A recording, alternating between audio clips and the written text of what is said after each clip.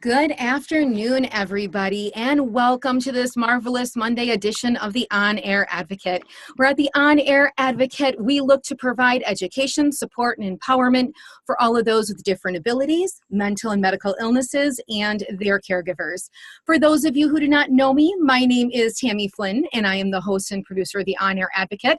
Super excited that you guys are joining us this afternoon, or you are watching this on the replay. So some of you may know that usually every week or 2 weeks, we pick a topic to follow at the On Air Advocate, but actually this whole entire month of April, we have dedicated to Autism Awareness Month. So super excited that we are able to hit every single angle. So if you think that this broadcast could be relevant for anybody, please hit the share button. We would just love it. So with that being said, I have today, now I know it's Monday and it's snowing in Wisconsin, so we all wish we could be going on a vacation. I have Sara Nowacki. She is an Autism Travel Specialist. And so today, she is going to be here to give us some navigational tools so that we can go through the world of autism-friendly travel. So super excited to have you, Sara. I'm so excited to be here too. And on this snowy day, I really would like to be on a vacation, I'll tell you, as long as I'm sure many people listening also watching. I know we need to find some sunshine or at least just create our own, right? I can help with that. Perfect. Now, what I've just loved is hearing your story. And obviously, I know your story, but the rest of my audience does not, about how you became an autism travel specialist and why. So I am the mother to two young men who both have special abilities. We've been traveling since my youngest son was 4 years old. So when we started traveling, I don't know how much research, I can't even count the number of hours, trying to make sure that both of them would be comfortable, enjoy themselves, safe, you name it. I was also a teacher, so I worked with a lot of special needs students throughout my years. And about two years ago, I changed paths and became a travel agent. Wanted to do something a little more fun, I guess, at times. And I was at a conference last year and came across this, that autism just certified for an autism travel professional.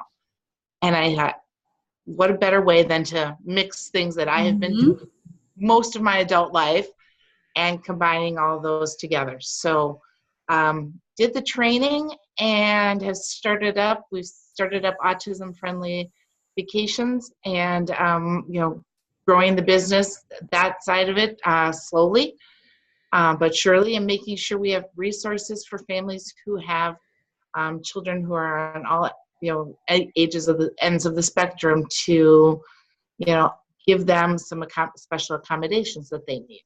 Right. Which I loved and I thought about when I was reading all about you. I thought to myself, she's so right. It's hectic and sometimes frustrating just traveling with your own kids. As most know, I'm a mother of 4. And so when we would go on vacations, it was like, undergoing like Mission Impossible.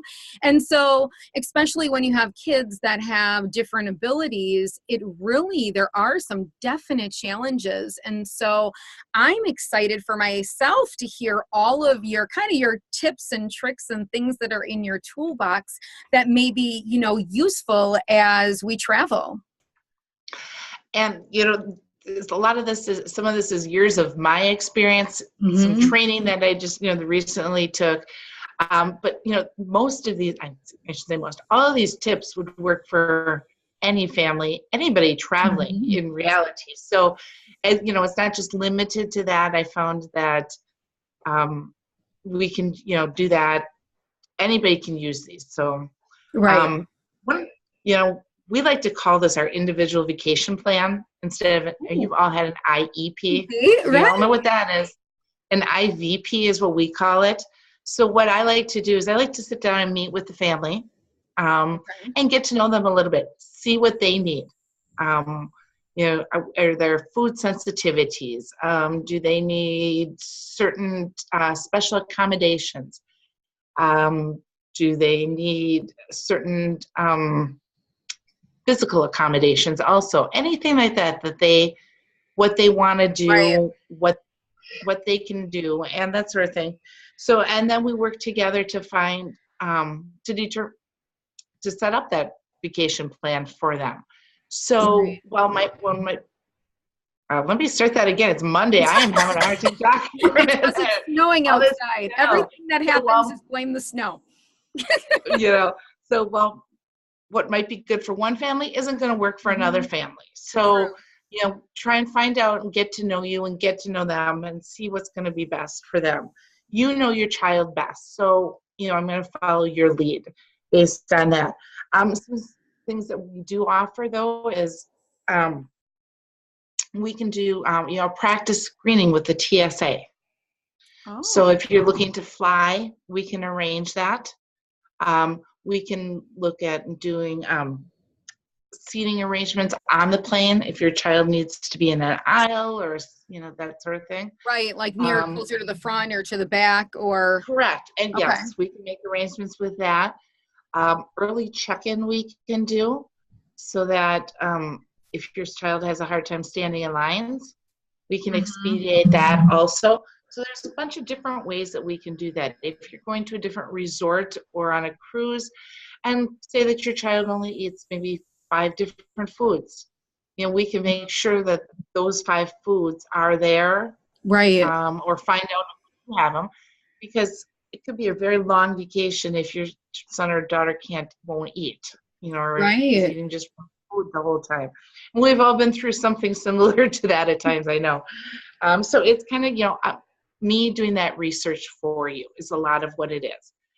Right, but I think also, would you say that it's also that you and your travel agency have built the relationships with these other partners and other resorts and stuff like that to be able to call them and to know which ones are more friendly and to give that guidance and all of that. So that's an amazing tool. Exactly. And more places are becoming more autism friendly. There are a few right now such as beaches, Royal Caribbean, there's Grand Palladium, there's Tradewinds, there's a small city near Myrtle Beach that actually the whole city is autism friendly. So really, isn't that great? Many of you may have heard Sesame Place. Yes. It's in park just got certified. So that's exciting. And now, Disney and other theme parks like in the Orlando area aren't necessarily certified. They have accommodations and make accommodations for people with disabilities, including autism if they can't stand in line or need other special accommodations. They will help. They're very good about helping with that.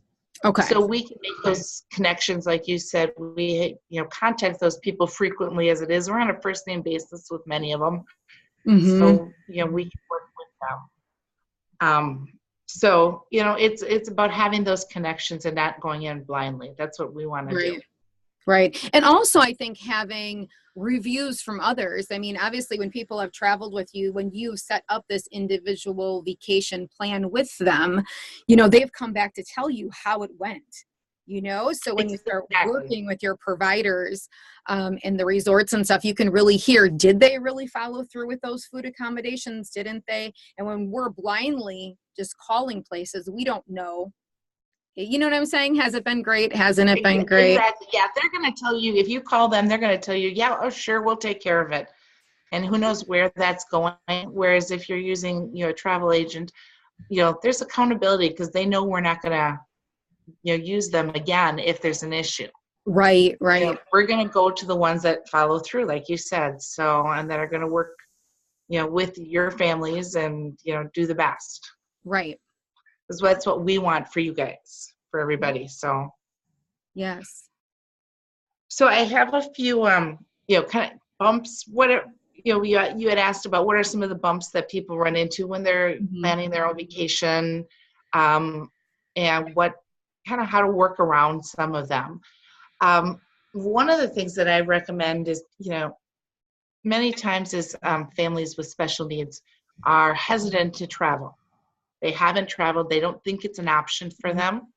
Um, and, letting them know that, first of all, that it is an option. We're also a special needs certified agency, so which means that we can get wheelchairs, scooters, anything like that for you, any special equipment. We can have that arranged to be delivered to your resort or on the ship or anything like that. So that's another, option if people think that, oh, I can't do this because, we have this right, of issue. mobility purposes. Exactly. That for them. So one of the things that I really recommend, though, to do is start small. If you aren't sure how your son or daughter is going to, do in a hotel, start real small with one, close by. That way, if things don't go well, you can go home, if you need to. So see how that goes. And then you work your way up. You can do the same thing. We used to camp a lot when my kids were younger. First camping trip we took, it was right to the Jellystone down in Caledonia, which was 15 minutes from our house. So it was, we knew that we could leave if we could. We had an exit strategy, as I said. So you want to make sure, start small. Don't plan on a huge, 7-day trip right away.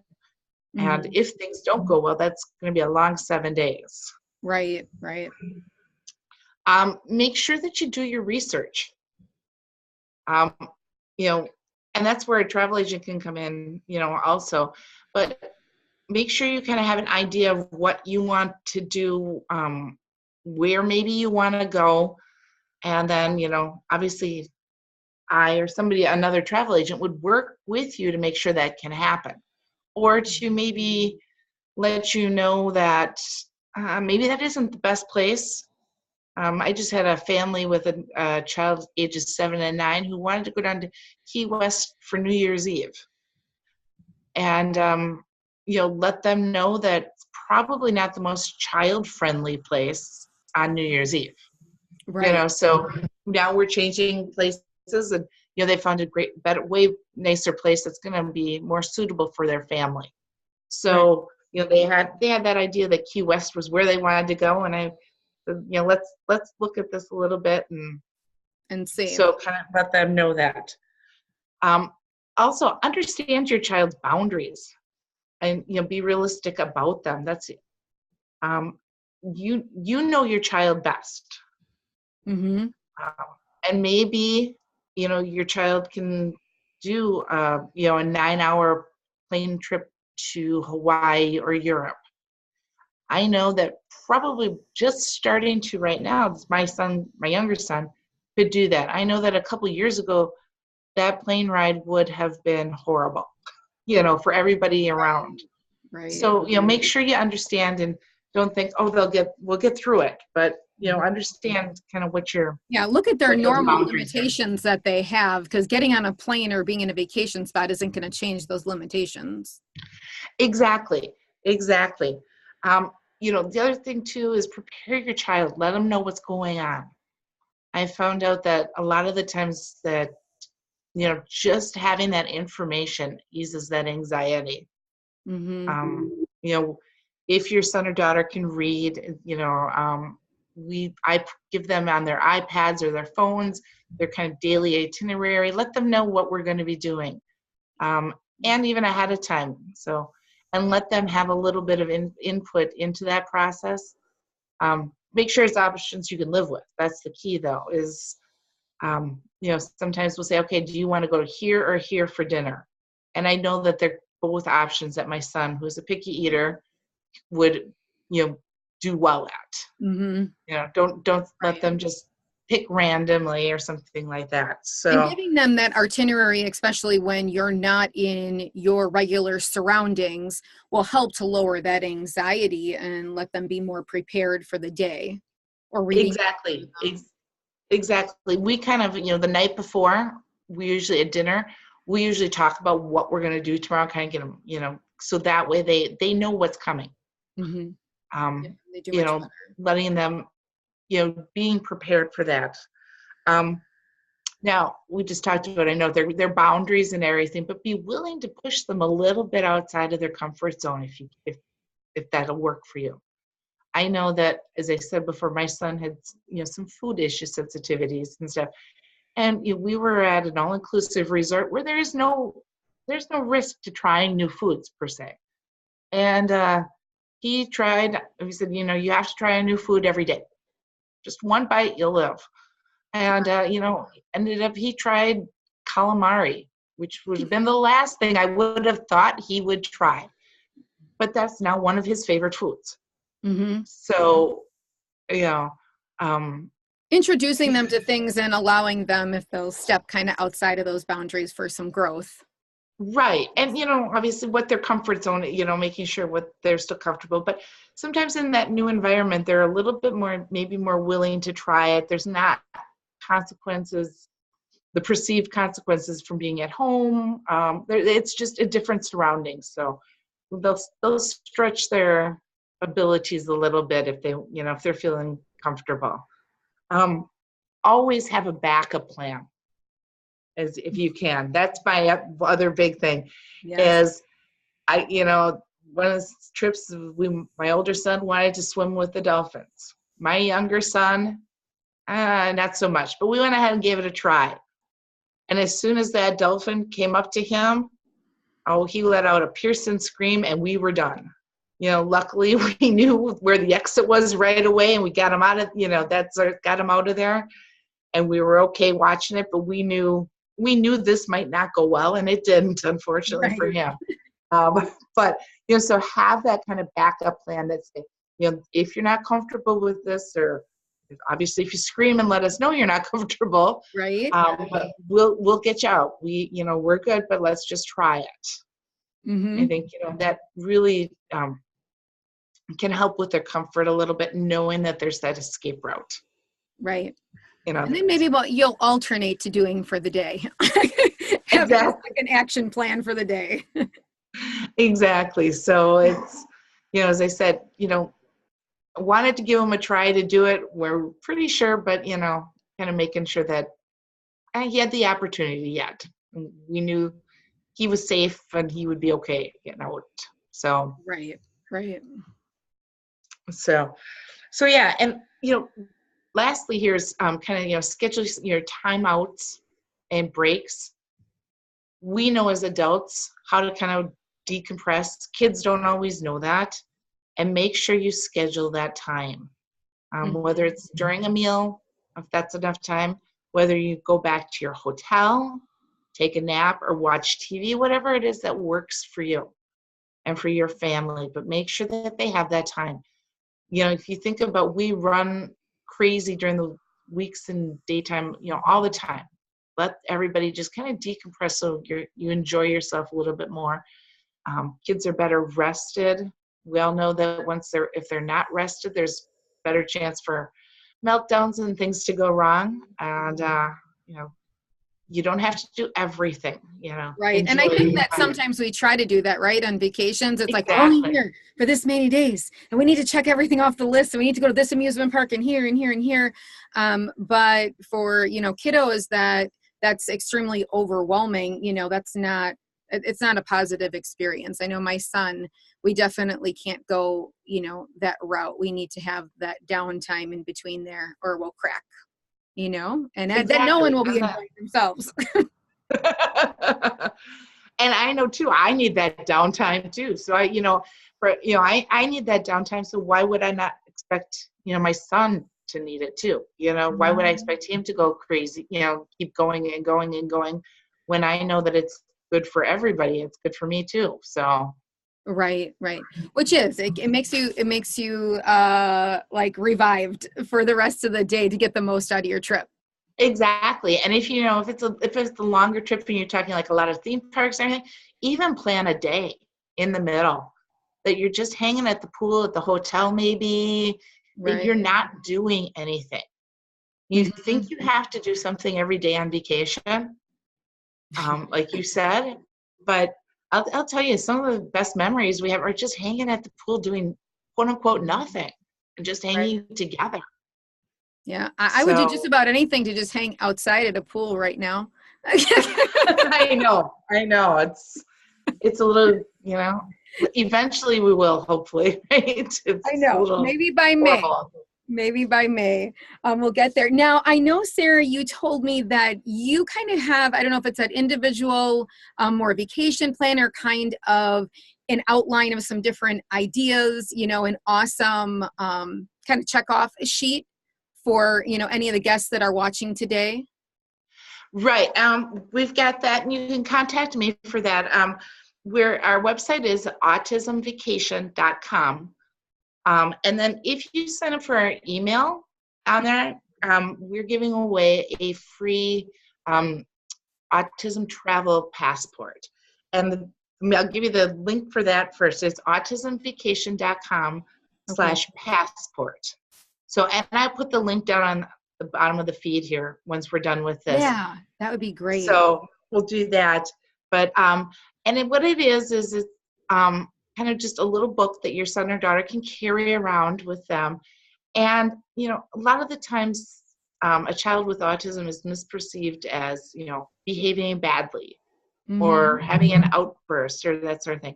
And this is just, it's a small little thing that'll fit in the pocket, but a child can give this to an adult or a caretaker or somebody.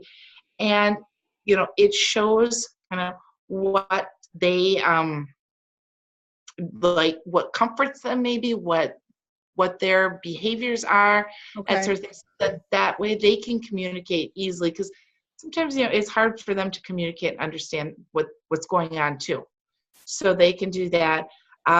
We give all of our clients what we call kind of a storybook that they can write down and individualize what they're going to be doing on their vacation. So when they book their travel with us, so they've got they can do a picture book, they can do it however they want. We have social stories that we share with clients, families of getting on a plane, going to a theme park, that sort of thing. All the contacts, if you're going to any of the Disney parks or Universal parks, have the contacts for getting the disability passes, what they need to do. Okay. We just want to really make those things easy for them. Okay. So. All right. Well, perfect. Well, I am super excited. So everyone can click on the link that you're going to drop below, and they can get their autism passport, right? Their autism. Right. Autism Vacation Passport. Yes. Vacation Passport. That is super. So you'll drop that below, your contacts below as well. And as always, if anyone has any questions here for Sara, our Autism Travel Specialist, please drop those below. And Sara is going to be interactive with the feed going on here on Facebook, as well as if you're checking this out on YouTube or any of our other social media applications, the same premise. She will check back and make sure that she answers any questions that you guys may have. So I'm super excited. Yes, I'll be checking. Wonderful. Oh, as soon as we get off of that, we'll drop that below. And thank you, Sara, so much for being here. And Sara, what travel agency are you with again? We're with Latitudes Travel. We're located in Waterford, Wisconsin. So we're local. And our travel philosophy, concierge philosophy, goes through this whole thing. So, as I said, even if you don't have, if you know anybody who wants to travel, we have that same philosophy that we work with individuals, getting to know you and that sort of thing. So working to find what's best for you and your vacation. Right now, I know it is sunny, beach, and pool. Right. Well, thank you again, Sara. I really appreciate it as we're celebrating Autism Awareness Month. Our Autism Travel Specialist, Sara, if you want to check out any of our other YouTube tutorial videos, podcasts, or our Facebook Lives, or find any of our social media applications, you can just hop on over to www.onairadvocate.com and you will find them there. And as always, thank you all for spending your Monday afternoon with me and Sara. Well, thanks for having me. I really enjoyed it. All right. Thanks so much, Sara. God bless everybody. Have a wonderful Monday.